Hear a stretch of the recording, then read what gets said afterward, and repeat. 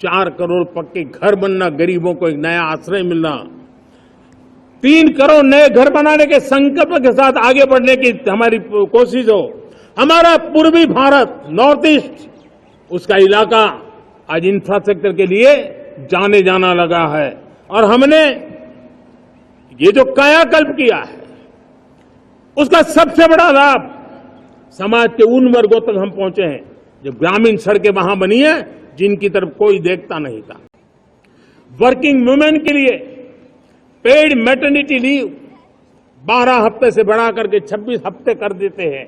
तब सिर्फ नारी का सम्मान ही करते इतना नहीं है, नारी के प्रति संवेदनशील भाव से निर्णय करते इतना नहीं, लेकिन उसके गोद में जो बच्चा पला है ना, उसको एक उत्तम नागरिक बनाने के लिए मां की जो जरूरत है उसमें सरकार रुकावट न बने, इस संवेदनशील भावना से उस निर्णय को हम करते हैं।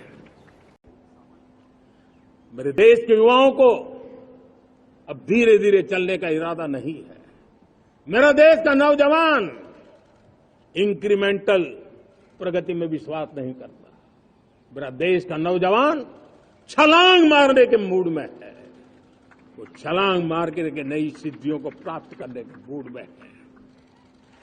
मैं कहना चाहूंगा, भारत के लिए गोल्डन एरा है। वैश्विक परिस्थितियों की तुलना में भी देखें, ये गोल्डन एरा है। ये हमारा स्वर्णिम कालखंड है। मेरे प्यारे देशवासियों, ये अवसर हमें जाने नहीं देना है, ये मौका हमें जाने नहीं देना चाहिए।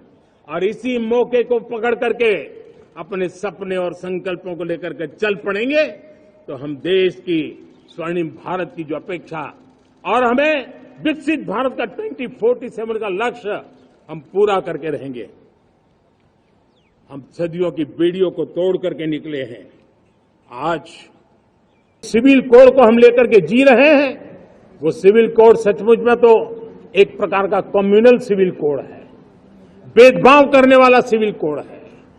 ऐसे सिविल कोड से जब संविधान के 75 वर्ष मना रहे हैं और संविधान की भावना भी जो हमें कहती है करने के लिए, देश की सुप्रीम कोर्ट भी हमें कहती है करने के लिए, और तब जो संविधान निर्माताओं का सपना था, उस सपने को पूरा करना हम सबका दायित्व है।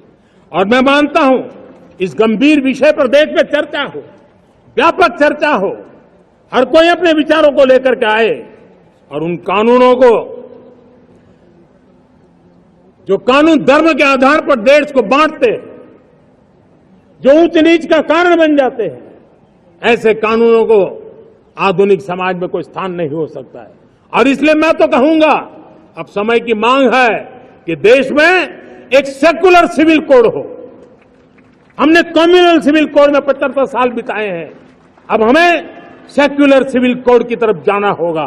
और तब जाकर के देश में धर्म के आधार पर जो भेदभाव हो रहे हैं, सामान्य वन नेशन वन इलेक्शन के लिए देश को आगे आना होगा।